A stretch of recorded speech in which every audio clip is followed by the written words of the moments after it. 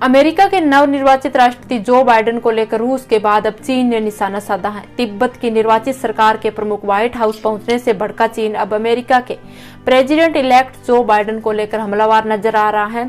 चीन ने उन अटकलों को खारिज कर दिया है जिनमें ट्रंप के बाद बाइडेन के कार्यकाल में वॉशिंगटन और बीजिंग के बीच अच्छे रिश्तों की उम्मीद की जा रही थी।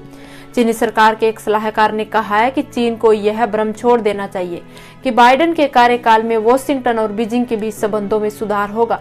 उन्होंने कहा है कि निश्चित रूप से जो बाइडेन अमेरिका के सबसे कमजोर राष्ट्रपति हैं और उनके दौर में संबंध बेहतर होना सबसे मुश्किल होगा। बीजिंग को एक कठिन दौर के लिए तैयार हो जाना चाहिए। उन्होंने कहा है कि दोनों देशों के बीच संबंध और तल्ख होंगे। चीनी सलाहकार का यह बयान काफी अहम है। चीनी सलाहकार ने अपने इस बयान से यह संकेत दिया है कि अमेरिका और चीन के बीच मनमुटाव दो नेताओं के बीच का मामला नहीं है, बल्कि यह मतभेद वैश्विक चुनौती एवं प्रभाव को लेकर है। आगे चीनी सलाहकार जेंग योंगशियन ने कहा कि निश्चित रूप से जो बाइडेन अमेरिका के सबसे कमजोर राष्ट्रपति है। उनके समक्ष घरेलू और राजनीतिक मोर्चों पर अनेक चुनौतियां विकराल रूप में खड़ी है।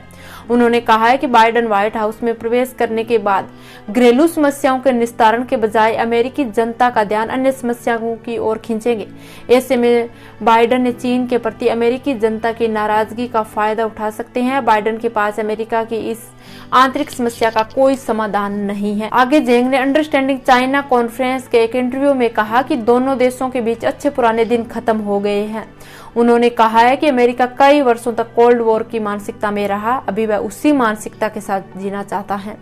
उसने चीन के साथ भी एक नया कोल्ड वॉर शुरू किया है। जेंग ने कहा है कि कोविड-19 के संचालन में अमेरिका और चीन के व्यापार एवं मानवाधिकार समेत ऐसे तमाम इशू हैं जहां दोनों देशों के बीच गतिरोध बना रहेगा। और इसके साथ ही अमेरिका ने चीन को निशाना बनाने वाले 300 से ज्यादा विधेयक तैयार किए हैं।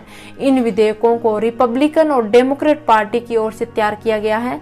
जेंग ने उदाहरण पेश करते हुए कहा कि हांगकांग में मानवाधिकार लोकतंत्र अधिनियम पर रिपब्लिकन से ज्यादा डेमोक्रेट पार्टी ने दिलचस्पी दिखाई थी। उन्होंने कहा है कि कांग्रेस में चीन के खिलाफ इस प्रस्ताव का रिपब्लिकन की मैक्रो रूबिया और डेमोक्रेट पार्टी की नेता अमेरिका की होने वाली उपराष्ट्रपति कमला हैरिस ने पेश किया है और इस विधेयक पर राष्ट्रपति डोनाल्ड ट्रंप ने अनिच्छा से हस्ताक्षर किए थे। देश विदेश की सभी खबरें एक साथ जानने के लिए द एनआई टाइम्स को सब्सक्राइब करें, बेल आइकन भी दबा दें ताकि आने वाली हर खबर की अपडेट आपको सबसे पहले मिले।